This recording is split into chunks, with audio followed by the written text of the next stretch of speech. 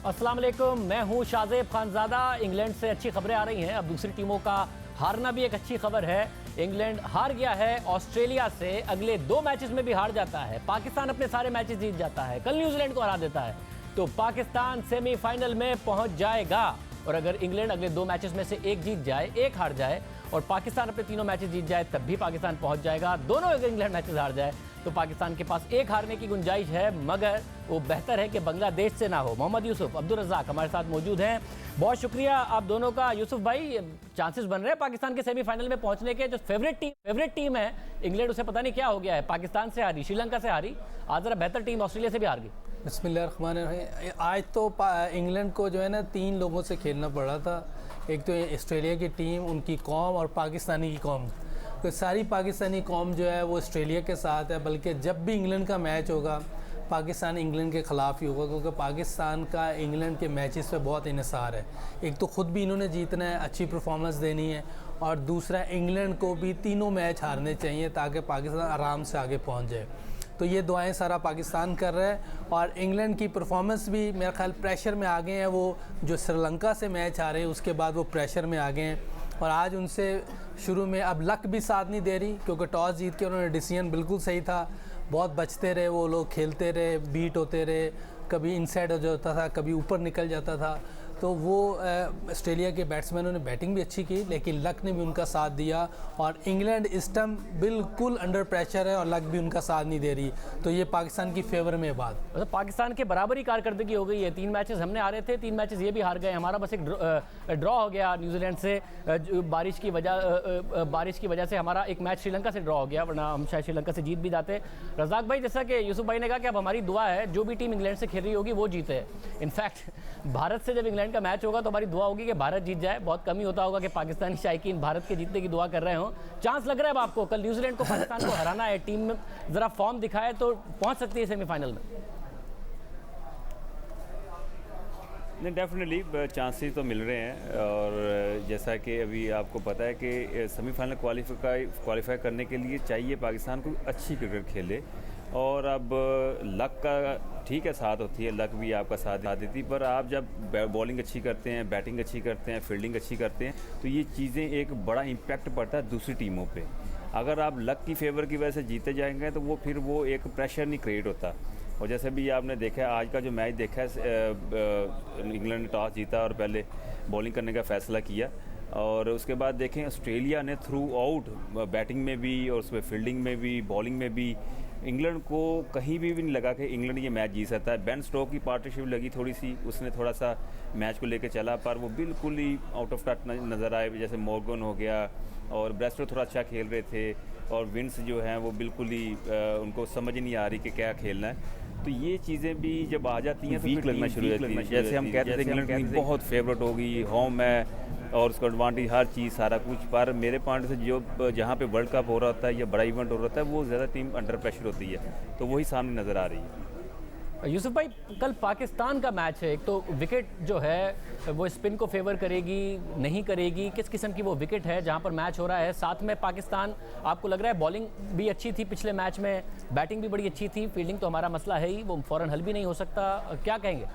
देखिए, बैटिंग का थोड़ा मसला है हमारा। हम जब भी मैच जीत रहे हैं वो बॉलिंग की वजह से जीत रहे हैं। कोई भी टीम जो मैच जीत रही है वो बॉलिंग की वजह से जीत रही है, क्योंकि बैटिंग करना आजकल बहुत आसान है। आज थोड़ी सी मुश्किल हुई है तो बैट्समैनों की हालत आपने देख ली, तो 400 रन कर रहे थे, उनको समझ नहीं आ रही थी कि खेलना क्या है। ये वो क्रिकेट है जो 99 में हम लोग खेलते थे, या उसके बाद भी ऐसी क्रिकेट चलती थी कि थोड़ा सा विकेट मुश्किल होती थी, बॉलर अच्छे होते थे, बॉल सीम करता था, स्विंग करता था, तो 270-80 जो करने होते थे बहुत मुश्किल हो जाते थे। आज आपने वो क्रिकेट देखी, नॉर्मल क्रिकेट जो चल रही होती है बैटिंग के लिए बहुत आसान होती है। पाकिस्तान जहाँ मैच खेल रही है, मैं यहाँ काउंटी खेलता रहा हूँ, यहाँ टर्न भी होता है, स्लो भी होती है, बैटिंग के लिए बहुत साजगार विकेट होती है। अब डिपेंड करता है कि कल कैसे वो सरफेस देते हैं, उसमें अगर हार्डनेस हुई, थोड़ी सी सीम या बाउंस हुआ तो थोड़ी सी पाकिस्तान को मुश्किल हो सकती है। लेकिन जैसी विकेट हमें लॉर्ड्स में मिली है, अगर वैसी मिल गई तो हम आराम से वो मैच जीत जाएंगे। रज़ाक भाई, आप भी क्योंकि इंग्लैंड में बहुत खेले हैं, अगर स्पिनिंग ट्रैक हो तो इमाद, हफीज़ और शादाब के साथ एक अच्छा कॉम्बिनेशन है, पाकिस्तान बेहतर है पिछले कॉम्बिनेशन के साथ जाए, आप समझते हैं कुछ तब्दीली करनी चाहिए? नहीं, मेरे पॉइंट ऑफ व्यू से विनिंग टीम को नहीं छेड़ना चाहिए। बस एक ऑप्शन आपकी बनती है, अगर आप हसन अली को शहनशाह की जगह अगर लेना चाहते हैं, अगर नहीं लेना चाहते तो फिर विनिंग कॉम्बिनेशन को नहीं तोड़ना चाहिए। थोड़ा सा प्लेयरों में कॉन्फिडेंस आता है और एक अच्छा कॉम्बिनेशन भी बनता है, टीम यूनिटी नज़र आती है।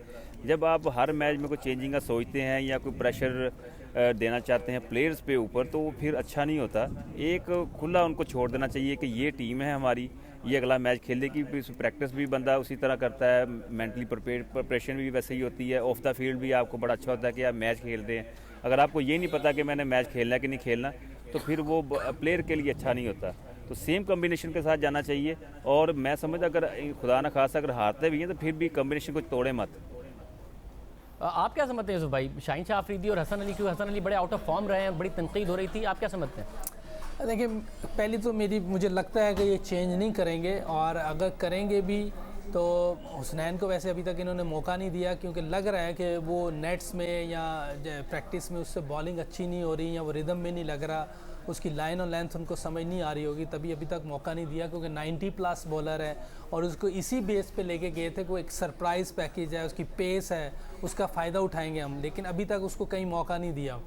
तो अगर उन्होंने चेंज करने भी हुआ तो ऑप्शन तो हमारे पास दो ही हैं, या हसन अली है या हुसनैन है, लेकिन ज़्यादा चांसेस यही हैं कि वो शाहिनशाह अफरीदी के साथ ही जाएंगे। बहुत शुक्रिया। मोहम्मद यूसुफ अब्दुल रज़ाक हमारे साथ मौजूद थे। नेशन को ना छेड़ें तो बेहतर है। पाकिस्तान के चांसेस बन रहे हैं, इंग्लैंड के 8 पॉइंट्स हैं, अगले दोनों मैचेस उन्होंने जीतने हैं। एक मैच इंडिया से है, भारत कोई मैच नहीं हारा, एक मैच न्यूजीलैंड से है, वो भी कोई मैच नहीं हारे, मगर उससे पहले पाकिस्तान का कल मैच न्यूजीलैंड से है और पाकिस्तान को वो मैच जीतना है। प्रोग्राम में आगे बढ़ते हैं। गुज़िश्ता माह chairman NAB justice retired Javed Iqbal का एक इंटरव्यू सामने आया। इस इंटरव्यू में जहां दीगर मामलात का जिक्र था, वहीं अपोजिशन और हुकूमती जमात के अराकीन के केसेस पर भी बात की गई थी। और दिलचस्प बात यह है कि चेयरमैन नैब ने इस इंटरव्यू में केसेस से मुतालिक जो कुछ कहा वो एक एक करके दुरुस्त साबित हो रहा है। इस इंटरव्यू के हवाले से वो तरदीद भी करते रहे, तहकीकात भी कोई नहीं हुई, सहाफ़ी अपने इंटरव्यू पर कायम रहे, और जो इंटरव्यू में था अब एक एक करके वो बातें सही साबित हो रही हैं। चेयरमैन नैब ने अपने इंटरव्यू में हमजा शहबाज और आसिफ जरदारी से मुतालिक कहा कि ज़मानत मनसूख होते ही वो गिरफ्तार होंगे, जल्द गिरफ्तार होंगे। ऐसा ही हुआ, दोनों की हाई कोर्ट से ज़मानत मनसूख हुई और वो गिरफ्तार हो गए हैं। इसी तरह फरियाल तालपुर से मुतालिक उन्होंने कहा कि खातून होने की वजह से उन्हें शायद रियायत मिल जाए, तो फरियाल तालपुर को भी गिरफ्तार कर लिया गया है, लेकिन उन्हें घर में ही नज़रबंद किया गया है, तो ये रियायत उन्हें ज़रूर मिल गई है।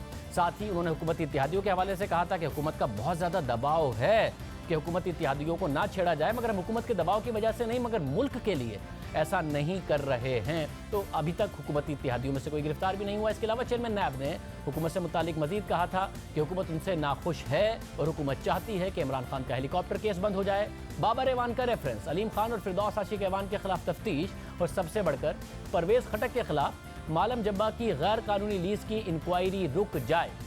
अब अहम बात यह है कि हुक्मरान जमात के अराकीन के इन केसेस में से आज एक अहम फैसला आ गया है। परवेज़ खटक गिरफ्तार नहीं हुए हैं, मगर तहरीक इंसाफ के रहनुमा और वज़ीर आज़म इमरान खान के साबिक मुशीर बराए पार्लिमानी उमूर बाबर एवान को उस केस में बरियत मिल गई है, जिसकी वजह से उन्हें वजारत संभालने के 2 हफ्ते बाद ही इस्तीफा देना पड़ा था। इस्लामाबाद की एहतसाब अदालत के जज अरशद मलिक ने नंदीपुर प्रोजेक्ट में ताखीर के केस में बरियत की दरख्वास्तों पर महफूज किया गया फैसला सुनाते हुए बाबर एवान और जस्टिस रिटायर्ड रियाज कियानी की बरियत की दरख्वास्तें मंजूर कर ली हैं, लेकिन पीपल्स पार्टी के सीनियर रहनुमा और साबिक वज़ीर आज़म राजा परवेज़ अशरफ समेत 3 मुल्जिमान की दरख्वास्तें मुस्तरद कर दी हैं। राजा परवेज़ अशरफ पर भी बतौर वज़ीर पानी और बिजली नंदीपुर प्रोजेक्ट में ताखीर की वजह से कौमी ख़जाने को 27 अरब रुपए का नुकसान पहुँचाने का इल्ज़ाम है। यही इल्ज़ाम बाबर एवान पर भी था।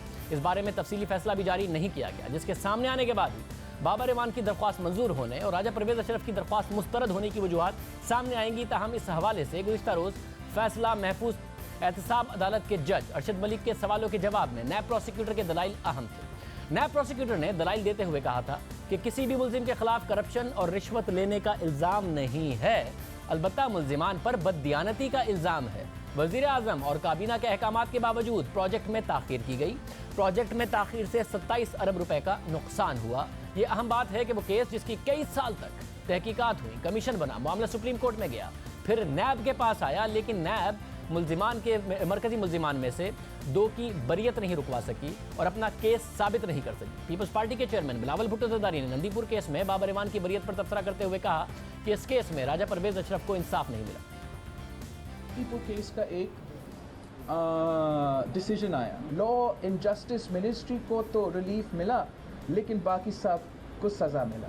और फ़र्क क्या है कि बाकी सब पीटीआई में नहीं हैं और सबका लॉ एंड जस्टिस जो है वज़ीर वो पीटीआई में है। ये एक वाज़ेह पैगाम है हर इदारा की तरफ से, हर इस मुल्क में हुकूमत की तरफ से, कि या पीटीआई में या तरीके इंसाफ में आए या जेल जाए।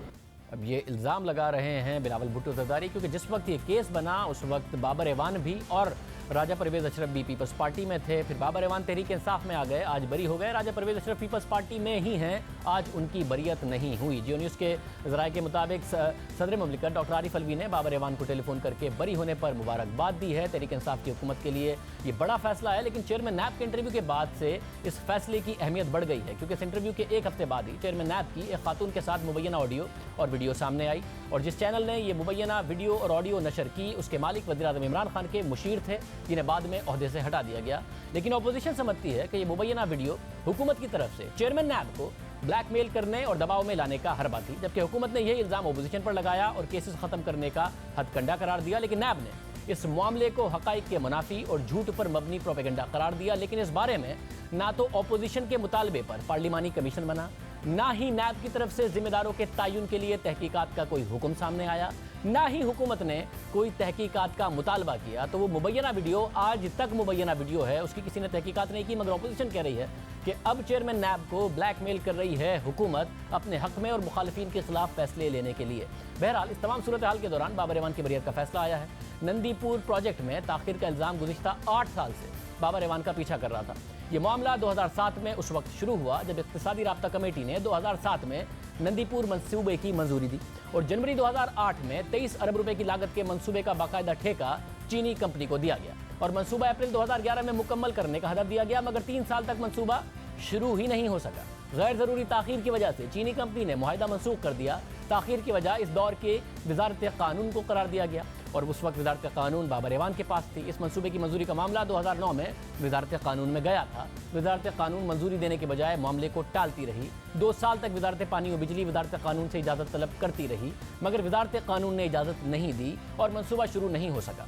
और इस दौरान कराची पोर्ट पर मंसूबे की मशीनरी पड़ी ख़राब होती रही, मंसूबे की मालियत बढ़ती गई। इसकी जिम्मेदारी बाबर एवान की वज़ारत क़ानून पर आयद की गई, क्योंकि वज़ारत क़ानून की तरफ से कानूनी राय ना देने की वजह से मंसूबे को 27 अरब रुपए का नुकसान हुआ।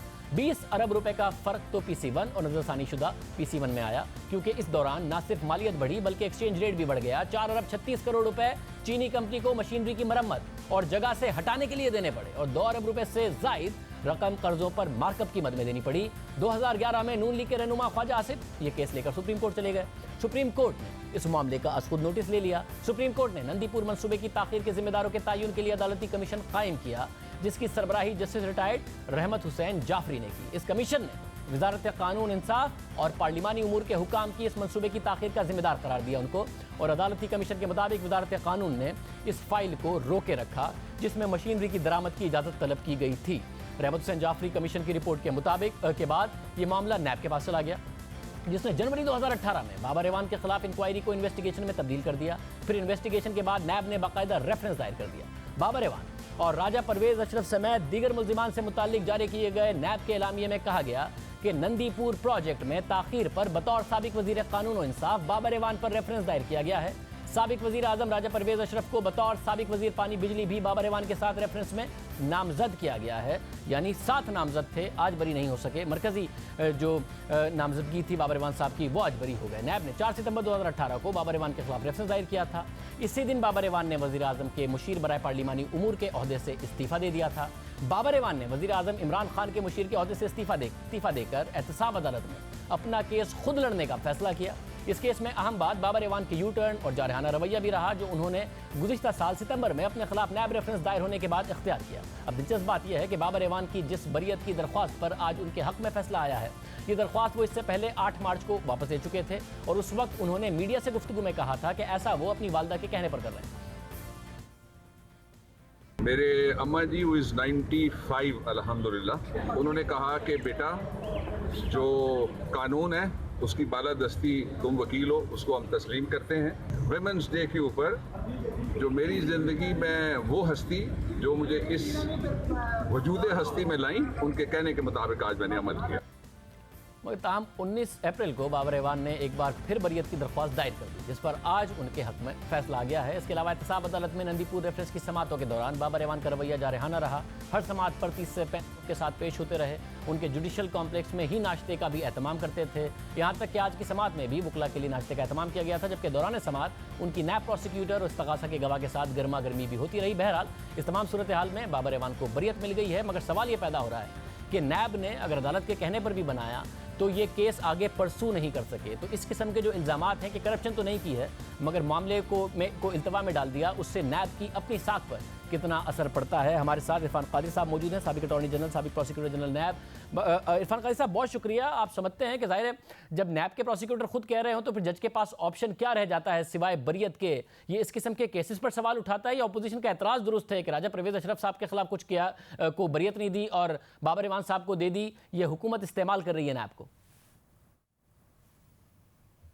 देखें, ये जो रेफरेंसेस बनाए जाते हैं, बहुत सारे तो रेफरेंसेस जो हैं वो सुप्रीम कोर्ट के अहकामात के तहत भी बनाए गए यहाँ पे, और वो सुप्रीम कोर्ट उस वक्त की जो थी वो नैब को ऑर्डर इशू कर रही थी। और मुझे अभी भी याद है कि चेयरमैन नैब जो थे, शुरू में जब ये मामले उठे तो उन्होंने सदर पाकिस्तान को चिट्ठी लिख दी कि अगर सुप्रीम कोर्ट के चीफ जस्टिस मेरे काम में इंटरफियर करेंगे इस तरह से तो मैं इंडिपेंडेंटली फंक्शन नहीं कर सकूँगा। बहरहाल ये जो रेफरेंसेस हैं फिर ये वक्त के साथ साथ बने, और इस तरह के रेफरेंसेस में जहाँ पे कि बहुत सारे लोग इन्वॉल्व होते हैं, डिसीजन मेकिंग होती है इसमें, उसमें आप किसी के बारे में भी अगर ये रेफरेंस बना दें तो इमीडिएटली उस पर फैसला तो होता नहीं है, अदालतों में ये मामले पेंडिंग रहते हैं। और इससे एक इस तरह का तासुर मिलता है जैसे कि पाकिस्तान की जो सियासत है उसको रेगुलेट किया जा रहा है, क्योंकि इसमें ना किकबैक्स मिलती हैं, ना करप्शन का कोई आंसर सामने आता है, और सिर्फ ये होता है कि जी ये जो डिसीजन मेकिंग है गालिबन ये सही नहीं है, या ये जो नंदीपुर पावर प्रोजेक्ट है ये इतने सालों में शुरू क्यों नहीं हो सका, वो ब्लेम जो है वो गवर्नमेंट के मुख्तलिफ टीयर्स एक दूसरे को देते हैं। मसलन एक और भी चीज़ शुरू हो गई आपके जो महकमों को कॉन्ट्रैक्ट्स जो देते हैं, वो कॉन्ट्रैक्ट्स उनको इंडिपेंडेंट डिसीजन मेकिंग उसमें होनी चाहिए। उसमें वो इकोनॉमिक कोऑर्डिनेशन कमेटी को इन्वॉल्व कर लिया जाता है, फिर वो कहते हैं लॉ मिनिस्ट्री से ओपिनियन ले ले। मतलब ये है कि कोई शख्स भी अपने ऊपर लेना नहीं चाहता, और जब वो इतने सारे मुख्तलिफ फॉर्मेलिटीज़ तय करती हैं उसमें डिले अलहदा होता है, और उसमें डिसीजन मेकिंग जो है वो डिले होती है, उससे नुकसान होता है। आज पाकिस्तान में जो इनिशिएटिव है इस तरह के बड़े प्रोजेक्ट्स का कि गवर्नमेंट उसमें कोई ठेके दे या जो भी एक्सपेंडिचर्स हैं वो करे, ये पावर प्रोजेक्ट्स लगाए, वो सारे फिर वो कटाई में पड़ जाते हैं। और बहुत सारे जो पहले भी इसी तरह जो हुए जो कॉन्ट्रैक्ट्स दिए गए उन पे भी केसेस बन गए और उनको रोक दिया गया। तो गवर्नमेंट को तो चोक कर दिया है इस किस्म के एहतसाब ने। और मेरा ख्याल है कि ये तमाम जो स्टेक होल्डर्स हैं, जिसमें कि तमाम पाकिस्तान की पॉलिटिकल पार्टीज़ हैं, हमारे ब्यूरोक्रेट्स हैं, ख़ास तौर पे जो पॉलिटिकल पार्टीज़ हैं, जो लेजिस्लेचर है, उसको सोचना चाहिए। और ये इस तरह के जो केसेस बनाए जा रहे हैं एहतसाब के नाम पे, ये होने ही नहीं चाहिए। और मैं समझता हूँ कि जब तक कि इस तरफ पेशरफ्त नहीं होगी, ये मुल्क जो है वो तरक्की की मंजिलें तय नहीं कर सकते। शुक्रिया। इरफान कादिर साहब हमारे साथ मौजूद थे। नैब की तरफ से केसेस बनना या फिर अदालतों के हुक्म पर जो नैब ने सुप्रीम कोर्ट के हुक्म पर केसेस बनाए हैं उस पर सवाल उठा रहे थे। अब देखते हैं कि तफसीली फैसला आने में बाबर एवान की बरियत की क्या वजह है और राजा परवेज़ अशरफ के बरी ना होने की क्या वजह है, जो कि अदालत ने बताई है। प्रोग्राम में ब्रेक शामिल करते हैं। इस हुकूमत का दावा रहा है, इमरान खान साहब दावा करते थे माफियाओं से लड़ूंगा, जब से आए हैं हर माफिया के आगे घुटने टेकते नजर आए। एक और माफिया उसके आगे भी ये हुकूमत घुटने टेक रही है। 30-35 अरब रुपए का नुकसान होगा। बात करेंगे तफसील से एक ब्रेक के बाद।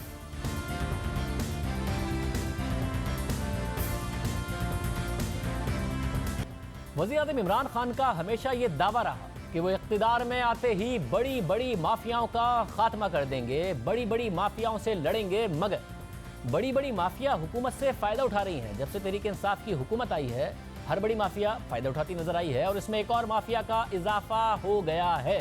पहले sugar mafia, automobile mafia, stock brokers, real estate mafia की खबरें आती रहीं और अब तंबाकू माफिया भी तहरीक इंसाफ की हुकूमत से फ़ायदा उठाने में कामयाब हो गई है। तहरीक इंसाफ की हुकूमत ने टैक्स चोरी रोकने के लिए एक बड़ा कदम उठाया, जिसके बाद तवक्को की गई कि गैर कानूनी सिगरेट बेचने वाली कंपनियों से भी पूरा टैक्स वसूल किया जाएगा और फॉर्मल और इनफॉर्मल जो कंपनियां हैं उनका फर्क खत्म हो जाएगा। मगर फिर माफिया सरगर्म हुई। उस माफिया का साथ कुछ सियासतदानों ने दिया और फिर वो बड़ा कदम वापस लिया जा रहा है। सालाना 30 से 35 अरब रुपए तक की टैक्स चोरी रोकने का मौका जाया हो रहा। इससे न सिर्फ अरबों रुपए का नुकसान होगा बल्कि मईशत को डॉक्यूमेंटेड करने की कोशिशों को भी धचका लगेगा। ये सारा मामला शुरू हुआ सितंबर 2018 से, जब खुद तहरीक इंसाफ की हुकूमत ने ही मिनी बजट पेश करते हुए एक अच्छा कदम उठाया।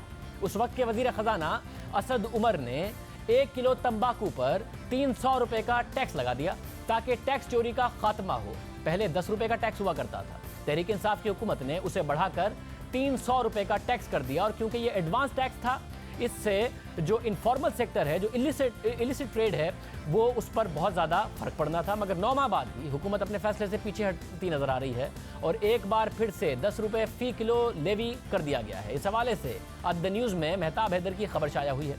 इस पूरे मामले को समझने की ज़रूरत है। हम आपको तफसील से बताते हैं कि मुल्क में सिगरेट तैयार करने वाली दर्जनों कंपनियाँ हैं, मगर उनमें कुछ कानूनी तरीके से काम करती हैं और कुछ गैर कानूनी तरीके से। कानूनी तौर पर सिगरेट तैयार करने वाली कंपनियां अपना काम कायदे और कानून के मुताबिक करती हैं, हुकूमत को टैक्स देती हैं। इन कंपनियों को 300 रुपए फी किलो टैक्स पर कोई एतराज़ नहीं था। इस लेवी पर उन्होंने कोई एतराज़ नहीं उठाया क्योंकि ये एडजस्टेबल लेवी है जो हुकूमत क्लेम करने पर वापस कर देती है। मगर जो कंपनियां सिगरेट तैयार तो करती हैं मगर टैक्स नहीं देती या बेचती ज़्यादा हैं, दिखाती कम हैं ताकि टैक्स बचा सकें, हकीकत को छुपाती हैं, ये कंपनियां कितना तंबाकू खरीदती हैं, कितने सिगरेट उससे तैयार करती हैं, इस हवाले से सच नहीं बताती, क्योंकि अगर सच बताएंगे तो फिर उन्हें टैक्स देना पड़ेगा।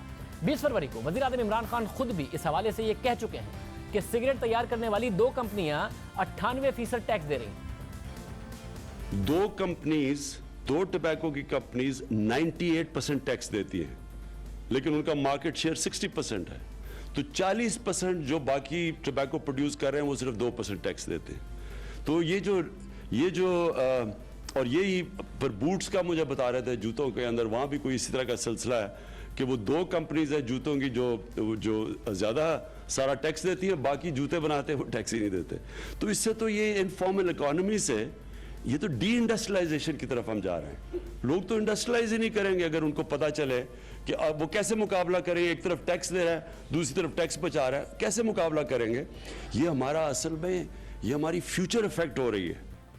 इस लिहाज से देखा जाए तो मुल्क में 2 कंपनियां 60% से ज़ायद सिगरेट बना रही हैं मगर 98% टैक्स दे रही हैं। तो जो बाकी 40% है, 40 से 35% है, वो सिर्फ 2% टैक्स क्यों दे रही हैं? 35% से ज़ायद सिगरेट तैयार करने वाली कंपनियां कहाँ हैं? वो सब मिलाकर महज 2 अरब रुपए टैक्स क्यों देती हैं, जबकि तकरीबन 35 अरब रुपए टैक्स दे सकती हैं? सिगरेट की सनत से सालाना 115 अरब रुपए का टैक्स आ रहा है। इसी तरह एक अंदाजे के मुताबिक मुल्क में तंबाकू की पैदावार 70 मिलियन टन है जिससे सिगरेट बनती है।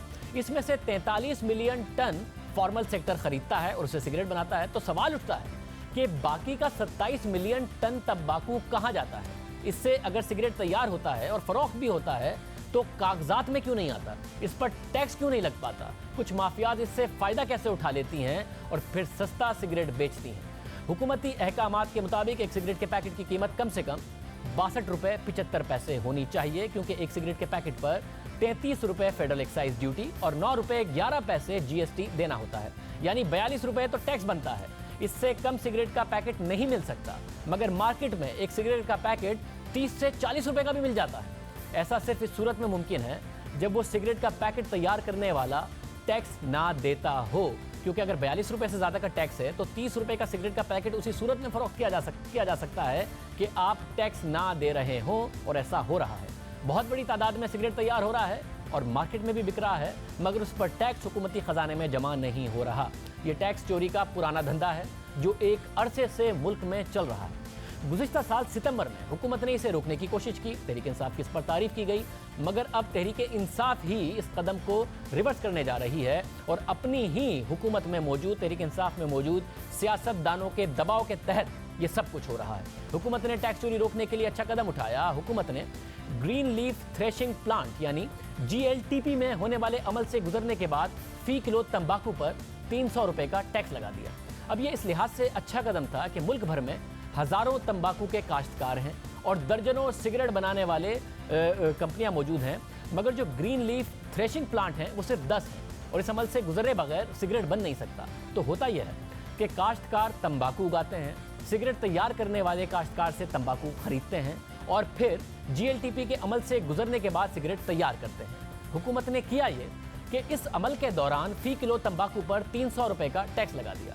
अब ये एडवांस टैक्स था, यानी बाद में दीगर टैक्सेस अदा करने के बाद ये पैसे वापस मिल जाते थे, मगर इस पूरे अमल से हुकूमत को ये पता चल जाना था कि किस कंपनी ने कितना तंबाकू लिया और इस हिसाब से किस कंपनी ने कितना सिगरेट तैयार किया, यानी कि जितनी तंबाकू की मिकदार ली थी उस हिसाब से सिगरेट तैयार किए होंगे और फिर मार्केट में बेचे होंगे। तो उससे पता चल जाएगा कि जितने सिगरेट बेचे टैक्स भी उतना ही दिया या नहीं दिया, यानी टैक्स चोरी मुश्किल हो गई और टैक्स चोरी की सूरत में फ़ायदा कम नज़र आने लगा। हुकूमती फैसले के बाद ये तवक्को की जाने लगी कि अब तंबाकू की सनत में टैक्स चोरी नहीं हो पाएगी और यहाँ से इजाफी 30 से 35 अरब रुपए टैक्स मिलेगा और माफिया की कमर टूट जाएगी।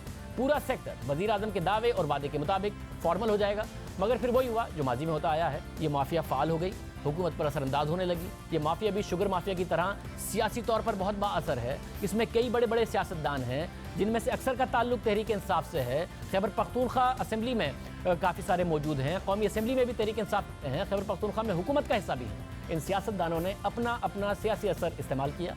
स्पीकर कौमी असेंबली ने खुसूसी कमेटी बनाई और फिर 13 जून को स्पीकर कौमी असेंबली असद कैसर की सरबराही में इस कमेटी का इजलास हुआ, जिसमें खैबर पख्तूनख्वा से ताल्लुक रखने वाले अरकान कौमी असेंबली और सूबाई असेंबली शरीक हुए। इस इजलास में खैबर पख्तूनख्वा से ही ताल्लुक रखने वाले वुज़रा भी शरीक हुए। इस इजलास में वज़ीर मुमलिकत बराए रेवेन्यू हम्माद अज़हर और चेयरमैन FBR भी शरीक हुए।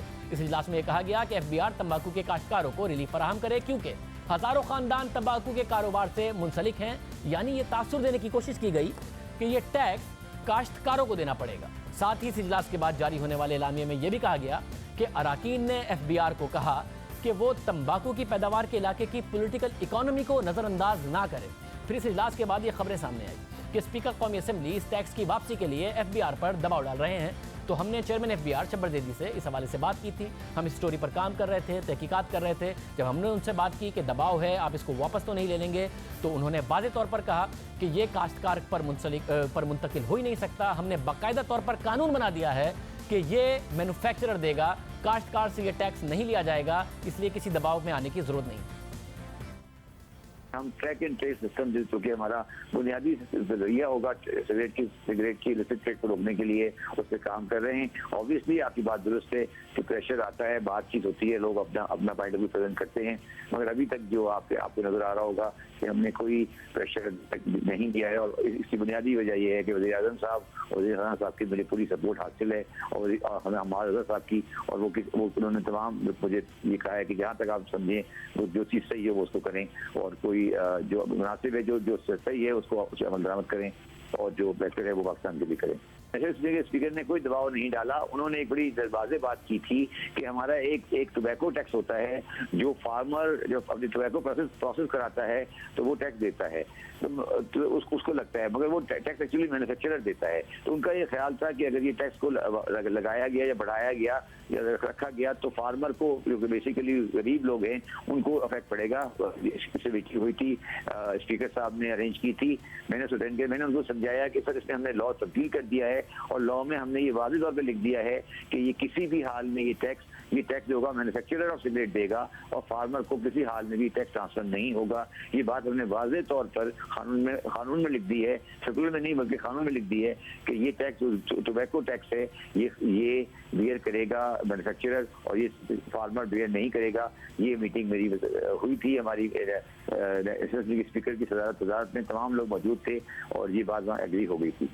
शब्बर ज़ैदी साहब ने वाज़ेह तौर पर बताया कि उन्होंने दो टोक अंदाज में बता दिया था कि किसान को इसका नुकसान हो ही नहीं सकता, ये तो सिगरेट बनाने वाली कंपनियों ने अदा करना है। फिर उसके बाद आज द न्यूज़ में शाया होने वाली खबर के मुताबिक कौमी असेंबली की खुसूसी कमेटी के इजलास में फैसला किया गया है कि तंबाकू पर 300 रुपये फ़ी किलो का टैक्स वापस ले लिया गया है। इजलास के बाद द न्यूज़ से बात करते हुए वज़ीर मुमलिकत बराए रेवेन्यू हम्माद अज़हर ने कहा कि हुकूमत ने फैसला किया है कि 300 रुपए फी किलो का टैक्स वापस ले लिया जाए, इससे हमारे टैक्स वसूली पर कोई फर्क नहीं पड़ेगा, क्योंकि ये टैक्स वापस करना होता है मगर इससे डॉक्यूमेंटेशन हो जाती है। हम्माद अजहर ने मजीद कहा कि हम तंबाकू से टैक्स वसूली बढ़ाएंगे और इस सनद से 115 अरब रुपए की बजाय 135 से 140 अरब रुपए जमा करेंगे।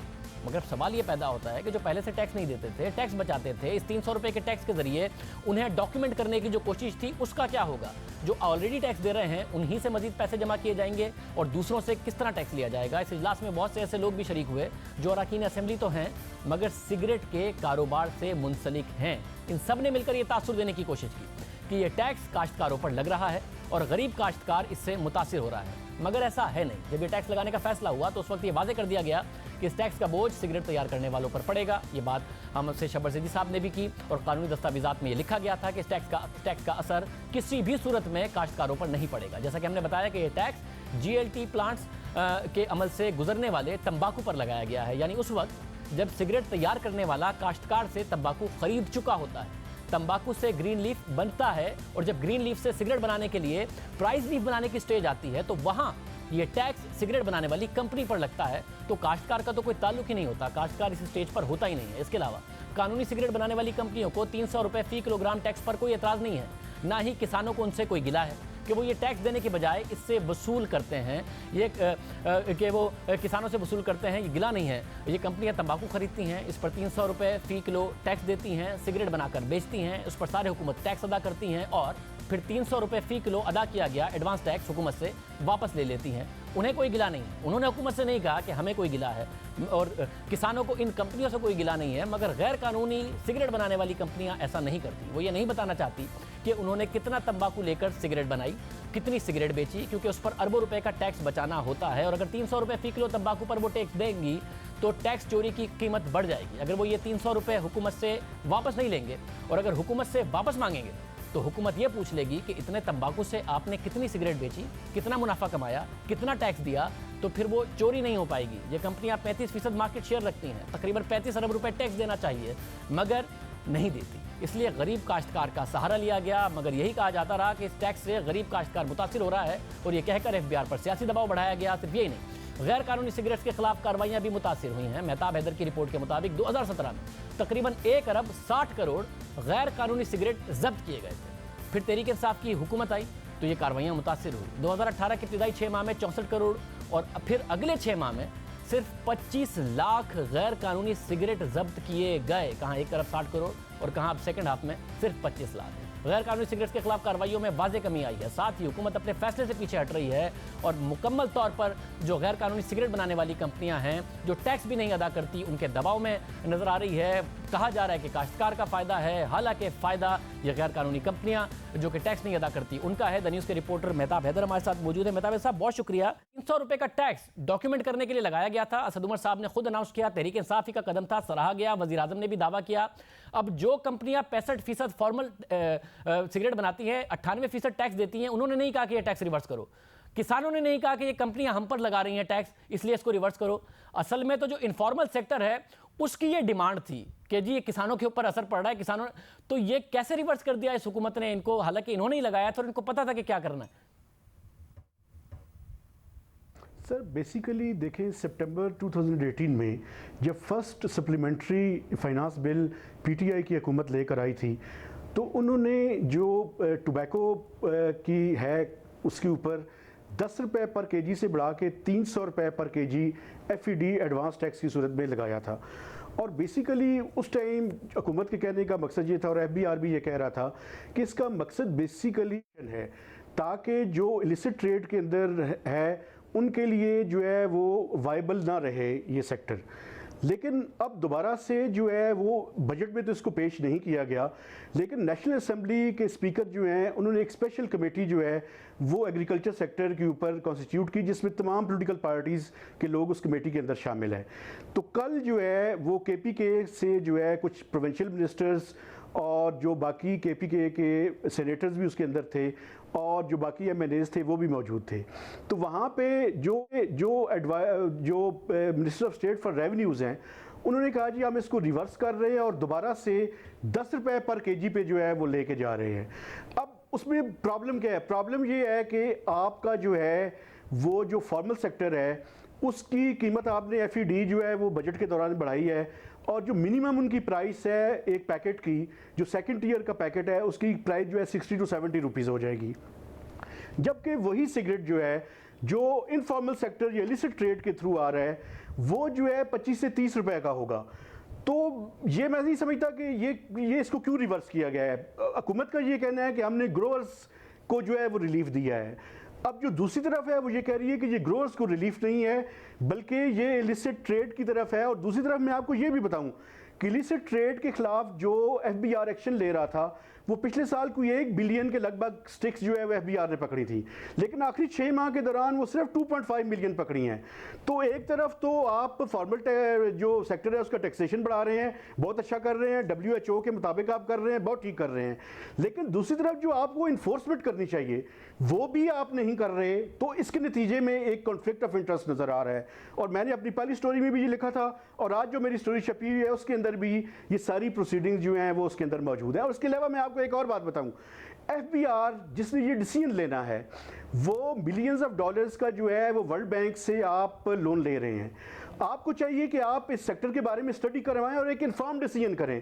FBR ने सेक्टर के बारे में कोई ऐसी स्टडीज़ अभी तक सामने नहीं आई कि जिसके नतीजे में FBR जो है वो एक ऐसा डिसीजन ले सके कि जिसके नतीजे में एक तरफ तो जो टोबैको की कंजम्पशन है वो भी कम हो, FBR के रेवेन्यूज़ भी बढ़ें और इसके साथ साथ जो इलिसिट ट्रेड है उसके ऊपर भी फर्क पड़े। मतलब तो मैं समझता हूँ ये अजीब बात है और दिलचस्प भी है कि ना कोई स्टडी कराई और ये टैक्स भी वापस ले लिया। और अभी हमाद अजहर साहब ने अब से कुछ देर पहले असेंबली में कह भी दिया कि ये टैक्स वापस ले रहे हैं। किसानों का कह रहे हैं कि किसानों को फायदा हो गया, हालांकि समझ में नहीं आ रहा कि किसान को कैसे नुकसान हो रहा था सिवाय इसके कि जो टैक्स नहीं देते उनको नुकसान हो रहा था। और आप दुरुस्त कह रहे हैं कि फॉर्मल सेक्टर में बढ़ाएं टैक्सेस ताकि WHO की गाइडलाइंस पूरी हो, सिगरेट का इस्तेमाल कम हो, मगर ये ना हो कि फिर फॉर्मल का महंगा होता जाए और इनफॉर्मल का सस्ता होने की वजह से लोग ज़्यादा पिएं और टैक्स भी ना जमा हो रहा हो। तो शब्बर ज़ैदी साहब तो हमारे प्रोग्राम में कैटेगोरिकल कह के गए थे कि भाई ऐसा होगा नहीं कि फार्मर की तरफ हो, और हमने समझा दिया है। फिर ये वजीर रेवेन्यू ने कैसे कमिट कर लिया, ये हुआ क्या है, किसका दबाव पड़ा? बिल्कुल, जो FBR की पहली मीटिंग इन्होंने चेयर की थी उसमें FBR ने काफ़ी ज़्यादा रेजिस्ट किया था और यही आर्गूमेंट था कि ये बेसिकली हमने डॉक्यूमेंटेशन के लिए लगाया है और जब वो मैन्युफैक्चरर जो है वो अपना टैक्स उसका बाकी बनता है उसमें एडजस्ट कर लेता है और उसके बाद अपने टैक्स की जो पेमेंट की जाती है। तो मैं समझता हूँ चीज़ें काफ़ी क्लियर थी, लेकिन और उससे जो कमेटी बनाई गई उसमें जो लोग थे खासकर KPK से, उन्होंने काफ़ी ज़्यादा जो है उसको परस्यू किया और उन्होंने कहा जी ये टैक्स मैन्युफैक्चरर के ऊपर नहीं है बल्कि ये ग्रोअर के ऊपर है। इसलिए तो मैं ये बात मेंशन कर रहा हूँ कि FBR को एक अपनी इंडिपेंडेंट रिसर्च करनी चाहिए, उनका एक बाकायदा रिसर्च विंग मौजूद है और इसके अलावा वो वर्ल्ड बैंक से भी जो है मिलियंस ऑफ डॉलर्स का लोन अभी रिसेंटली अप्रूव हुआ है। तो आप एक इन्फॉर्म डिसीजन पे पहुंचने के लिए जरूरी है कि आप अपनी स्टडीज मगर इन्फॉर्म डिसीजन एक तो करना चाहिए, मगर 2+2 4 की तरह क्लियर है ये बात कि भाई फॉर्मल वाले तो कह नहीं रहे कि आप हमें ये टैक्स कम करके दें, किसानों को उनसे शिकायत भी नहीं है कि हमारे ऊपर मुंतकिल करते हैं। तो जो मुंतकिल कर रहा है वो इनफॉर्मल वाला है, जो मिडिल मैन को इस्तेमाल करता है, जो मार्केट में 30-40 रुपए का पैकेट बेचता है, जो आपको टैक्स नहीं देता, उसको तकलीफ हो रही है इस 300 रुपए से, क्योंकि जब वो वापस क्लेम करने जाएगा तो हुकूमत पूछ लेगी इतना तंबाकू खरीदा था तो उसका सिगरेट भी बनाया होगा, मार्केट में बेचा होगा तो टैक्स दो। तो ये तो बड़ी सिंपल सी बात है जो हुकूमत को समझनी चाहिए थी। खुशखबर ज़ैदी साहब इस बारे में बड़े क्लियर थे, वज़ीर आज़म इमरान खान बड़े क्लियर थे, उन्होंने तकरीर की हुई है कि ये बड़ा गलत हो रहा है, 65% टैक्स देती हैं, 98% टैक्स देती हैं सिर्फ 2 कंपनियां। तो ये फिर किसका दबाव पड़ा, किसके दबाव में आए अचानक? मैं समझता हूं जी कि ये जो पार्लियामेंटेरियंस वहां पे थे जिनका खासकर उस मखसूस इलाके से ताल्लुक है कि जहां से जो है ये टोबैको जो है वो ग्रोअर्स हैं, उन्होंने इस तरह से पोर्ट्रे किया है इसको कि जैसे ये ग्रोअर्स के ऊपर टैक्स है और उन्हीं के दबाव के नतीजे में मैं समझता हूं कि FBR ने अपना फैसला जो है वो रिवर्स किया है और इस फैसले को रिवर्स करके दोबारा से उसको 10 रुपए पर केजी पर ले आए हैं। ये बेसिकली कॉन्फ्लिक्ट ऑफ इंटरेस्ट है।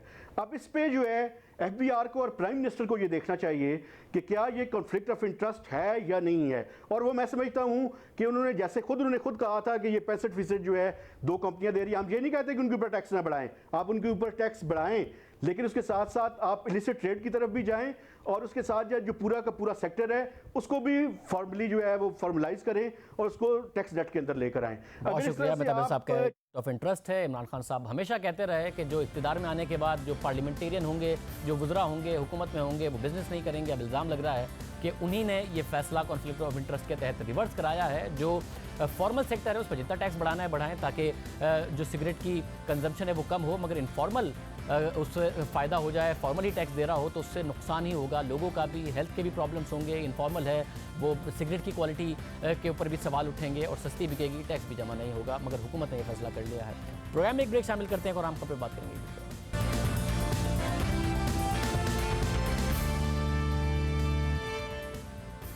ईरान से मुताल्लिक अमेरिका अपने जंगी इक़दामात से पीछे हट गया है, मगर हालात अभी भी साजगार नहीं, क्योंकि अमेरिका अभी सिर्फ मैदानी जंग के इक़दामात से पीछे हटा है, मगर उसकी सिफारती जंग अभी भी जारी है और अमेरिका ने मज़ीद जारहाना इक़दामात लेना शुरू कर दिए हैं। अमेरिका ने गुज़िश्ता रोज़ ईरान के सुप्रीम लीडर आयतुल्लाह खामनाई और ईरानी फ़ौज के सीनियर अफसरान पर पाबंदी आयद कर दी है। इन पाबंदियों का मतलब है कि उन अफराद को किसी भी ऐसे माली वसाइल तक रसाई हासिल नहीं होगी अगर वो माली वसाइल और इमदाद अमरीकी दायरा कार में आते हों। गुज़िश्ता रोज़ अमरीकी सदर डोनाल्ड ट्रंप ने ईरान पर नई पाबंदियों के एग्जीक्यूटिव ऑर्डर भी दस्तखत करते हुए कहा कि ये पाबंदियां ईरानी सुप्रीम लीडर समेत उनके करीबी साथियों और उनके अफसरान पर लगाई जा रही हैं। साथ ही आज अमरीकी सदर ने ट्वीट किया कि ईरान की तरफ से किसी भी अमरीकी चीज़ पर हमले का भरपूर ताकत से जवाब दिया जाएगा। कुछ इलाकों में भरपूर ताकत का मतलब खात्मा है। नो मोर जॉन केरी, नो मोर ओबामा। मामला सिर्फ यहाँ तक महदूद नहीं है, वाशिंगटन ने यह इशारा भी दे दिया है कि वो मुस्तकबिल में ईरानी वजीर खारजा जवाद ज़रीफ पर भी पाबंदियां आयद करेगा। मगर ईरानी वजीर खारजा जवाद ज़रीफ की मुमकिना पाबंदी पर हैरानी का इज़हार किया जा रहा है, क्योंकि जवाद ज़रीफ एक सिफारतकार हैं। वो अमेरिका में भी रहे हैं और अक़वाम मुत्तहिदा में भी अपनी खिदमत सर अंजाम दे चुके हैं और वो जवाद ज़रीफ ही थे जिन्होंने ईरान न्यूक्लियर डील से मुताल्लिक अहम किरदार अदा किया था। अगर उन पर भी पाबंदी लगती है तो अमेरिका जो ऐसे इक़दामात बज़ाहिर ईरान को अपनी शराइत पर मुज़ाकरात पर मजबूर करने के लिए उठा रहा है, तो वो मुज़ाकरात होंगे कैसे? ईरान का मौक़िफ़ है कि अमेरिका ने कई दिन इस मुतालबे पर गुजार दिए कि ईरान जंगी रद्द-ए-अमल के बजाय अपनी सिफारतकारी को अमरीकी सिफारतकारी के साथ मिलाए, मगर अब अमरीका की इन बेवकूफ़ाना पाबंदियों ने सिफारतकारी के रास्ते बंद कर दिए हैं।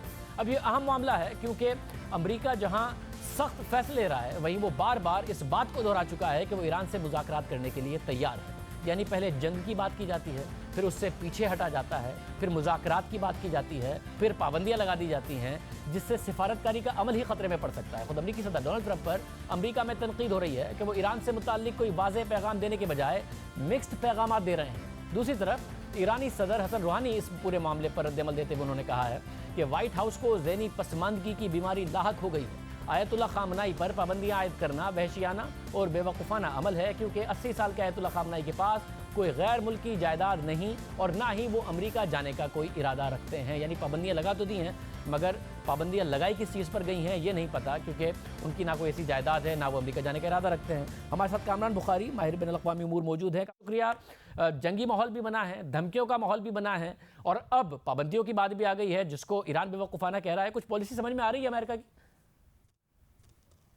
नहीं, पॉलिसी तो वही बदस्तूर है। अमेरिका की पॉलिसी ये है कि ईरान को मेज़ पे लाया जाए और उस मेज़ पे लाने के लिए दबाव बढ़ाया जा रहा है। और लेकिन इसमें होता ये है कि मालूम ऐसा होता है कि कशीदगी बढ़ रही है और जंग होने वाली है, लेकिन ये है कि देखें, जब आप किसी को नेगोशिएशन के टेबल पे अपनी शराइत पे लाने की कोशिश करते हैं तो आप उन पर दबाव डालते हैं। ईरान भी यही कर रहा है, अमेरिका भी यही कर रहा है। ईरान जो है वो अपना लो लेवल मिलिट्री एक्टिविटी के तहत कर रहा है, अमेरिका जो है वो सैंक्शंस के जरिए और बयानात के जरिए कर रहा है बैठा हुआ। तो ये मैं नहीं समझता कि कोई स्ट्रैटेजी, किसी का ये कहना कि कोई स्ट्रैटेजी नहीं है, ये बिल्कुल गलत है। स्ट्रैटेजी है और वो ये और गोल यही है कि उनको मेज पे लाया जाए। ईरान का भी गोल यही है कि उनको मेज पे लाया जाए, लेकिन ये है कि देखना ये है कि पहले जो है ब्लिंक कौन करे। मगर जो हालात वाक़यात अब तक है, आपको लग रहा है कि पहले ईरान ब्लिंक कर देगा? ज़ाहिर उनकी मईशत तबाह हाल है, बेरोजगारी बहुत ज़्यादा है, महंगाई है, मगर रद्द-ए-अमल अभी भी जा रहा है। ये हमने पहले भी देखा जो है सदर अहमद-ए-नजाद के दौर के अंदर कि बहुत ही धुआंधार जारहाना किस्म की जो है ना बयानबाजी और वो सब कुछ जो बुश एडमिनिस्ट्रेशन और यहाँ तक कि ओबामा एडमिनिस्ट्रेशन के पास भी चल रही थी, लेकिन फिर मुज़ाकरात हुए, क्योंकि बैक चैनल हमेशा हरकत में होते हैं। ये बैक चैनल में गुफ्तगू सिर्फ पब्लिक लेवल पे ऑफिशियली नहीं हो रही होती, लेकिन जो है बैक चैनल के अंदर बदस्तूर गुफ्तगू जारी होती है और कोई एक बैक चैनल तो है नहीं, कई हैं। ओमान के जरिए है, स्विट्जरलैंड के जरिए है, जो बायलैटरल हैं चैनल्स हैं वो भी मौजूद हैं। तो ऐसा नहीं है कि जो है कोई बातचीत नहीं हो रही, सिर्फ ये है कि ऑफिशियली बातचीत नहीं हो रही। अब देखना ये है कि दोनों किस टाइम पे ऐसे एक्विलिब्रियम पे आते हैं कि जहां वो एक दूसरे के साथ बैठ सकते हैं और बगैर किसी नुकसान के बैठ सकते हैं। इस वक्त किसी साइड का भी हथियार डाल देना जो है वो उसके लिए फायदेमंद नहीं है। तो विन विन सिचुएशन पे पहुंचने की कोशिश की जा रही है। और अब ये जो खामेनी साहब पे जो सैंक्शन लगा है, तो मैं समझता हूं कि ये अपना उसका जवाब है जो ड्रोन इनका गिराया गया था। अब अगर उस ड्रोन के गिराने के जवाब में अमेरिका कोई फौजी कार्रवाई करता तो फिर बिल्कुल ही गुफ्तशुनी गुंजाइश नहीं रह जाती। लेकिन ये कि ये इन्होंने कैलकुलेटेड मूव्स चल रहे हैं ईरान की जानिब से भी और अमेरिका की जानिब से। बहुत शुक्रिया कामरुल बुखारी साहब हमारे साथ मौजूद थे। कैसे कैलकुलेटेड मूव हैं आखिर में मुज़ाकरात की टेबल पर लाने के लिए। अब देखते हैं, क्योंकि डोनाल्ड ट्रंप की ये हिस्ट्री ज़रूर रही है, ट्रैक रिकॉर्ड रहा है कि वो नॉर्थ कोरिया के खिलाफ भी, शुमाली कोरिया के खिलाफ भी, उसके लीडर के किम जोंग उन के खिलाफ भी ऐसे बयान देते रहे, फिर दोनों एक दूसरे के उल्टे सीधे नाम रखते रहे और फिर मुलाकात हो गई, एक और मुलाकात हो गई, बात आगे बढ़ गई। तो अब डोनाल्ड ट्रंप यहाँ से यू टर्न लेंगे और क्या ईरान और अमेरिका के ताल्लुकात बेहतर हो जाएंगे? अमेरिका ईरान मेन स्ट्रीम में आ जाएगा, दुनिया से कटा हुआ है, राब्ते इस्तेमाल हो जाएंगे? ये अब देखना होगा। आज के प्रोग्राम में इतने, अब कल के प्रोग्राम में मुलाकात होगी। अल्लाह हाफ़िज़।